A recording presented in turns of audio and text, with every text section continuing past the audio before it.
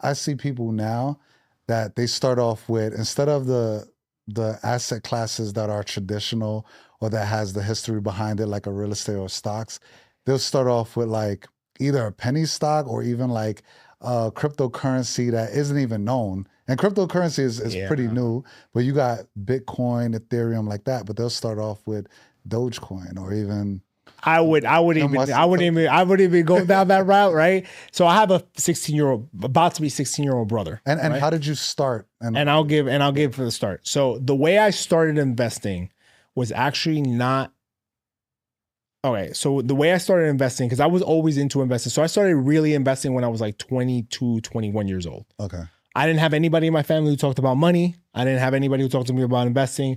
It was literally just proximity and networking of people, me just hearing people in law school, me people here in the senior year of college, like, oh, this is what I should be doing with my money, right? So literally the worst thing. Now, it was the worst, and now it's one of my best pieces of my asset class. So I bought myself a life insurance, a whole life insurance policy, mm, which at that time wasn't something that I needed because I don't need to protect myself against kids. I don't have any kids to pass down to, but it was so damn cheap, right? And I got a bunch.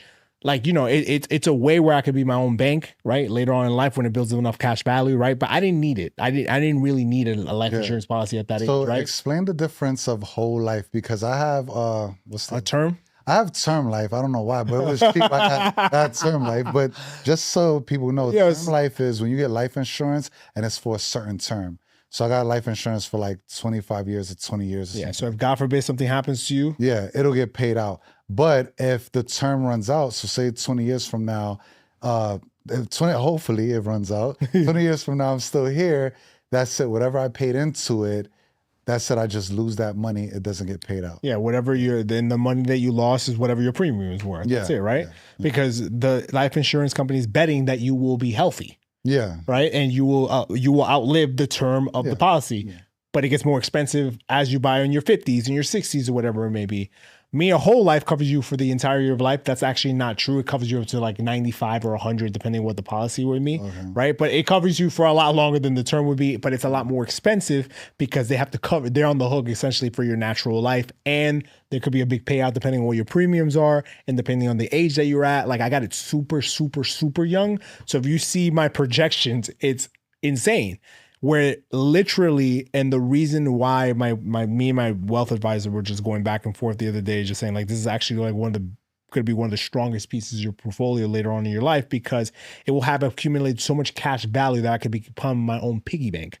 I can borrow against it like a bank. And that's how wealthy people do that. That's how the Rockefellers fund their trust funds, right? If you read the Vanderbilts, they buy a whole bunch of life insurance policies. And when one of them dies or they need to borrow against it, they borrow against the life insurance policy and you're borrowing against yourself because you don't have to pay it back. Now, have you ever done the calculation if instead of paying the whole life insurance, you put that in the market? But I have that too. Like we'll get into that. That's not the only thing I have. Okay. Just explain one thing. I'm explaining to you what I have, but like just telling you that's how I got into it, right? Okay. That's how I got into it. In law school, one of my law school classmates was a wealth advisor already. And him and somebody else in my I was like 23 at 22 at this point. He was like, and I had some money saved up like in a high yield investment account. Like I was always good at saving money. And it was like, yo, like, how much money do you have? Like, my firm has a minimum that you have to go into. It was one of those things. I was like, I don't think I meet your minimum. He's like, yo, why don't you just like come and talk to me? Because he's like, oh, he's young. Mhm. And he was older than me. Yeah. So, bro, like, I remember the first day that we pulled the trigger was I had a bunch of money. And I said, I want to go in right before I want to go in after Brexit when everything drops. I think Brexit is going to happen. It was a risk. I was timing the market at that point because I was like, oh, if Brexit doesn't happen, everything's going to shoot up and I'm going to come into a higher cost basis, right? Brexit happened, bro, and we went boom right into it, right? As soon as I remember stocks dropping that day. Yeah. And that was like, I remember I started really small. I had maybe like 10,000 11,000, something like that. It's nothing, but at the time it was a lot for me, right? I Yeah. was like 22 years old, right? Like I was like, oh, like Yeah. I have $10,000. 22,000, like, Yeah, I was like, oh, I'm gonna put it here, right? And then he was like, then he's the one who taught me like you have to keep contributing, right? This was Yeah. a brokerage account, right? You have to keep contributing. And I always contributed in my 401k since I started. So I already had a Okay. 401k, I already have a Roth IRA, I already had a life insurance policy, I got a brokerage account, right? So this was like my taxable brokerage account that I'm now investing in. So every month, I remember him saying, "This is how much you make. This is how much needs to go in here." And we just have a system. I've been using the same system for the last 15 years of my life. This is how much goes into the brokerage account. This is how much goes into my savings account for my expenses, and this is how much you have left to play with. Mhm. If you overspend in your lifestyle expenses, the thing that comes out is going to be your discretionary income. But what always gets paid is yourself. Yep. I always pay myself. And that always comes off the top. Like I don't count on that money. I pretend I don't see it. That's why you see those memes of saying, oh, like I don't have any money, even though you see like a bunch of other accounts that are filled.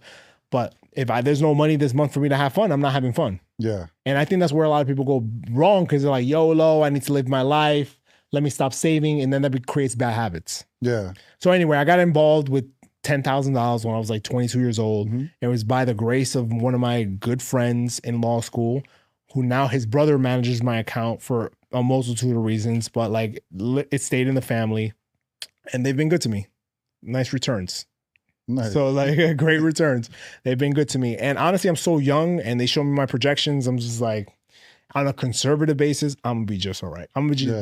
I've stopped having anxiety about money, Yeah. because I know that if I continue to do what I'm doing, which is slow, methodical, Yeah. I'm gonna be okay.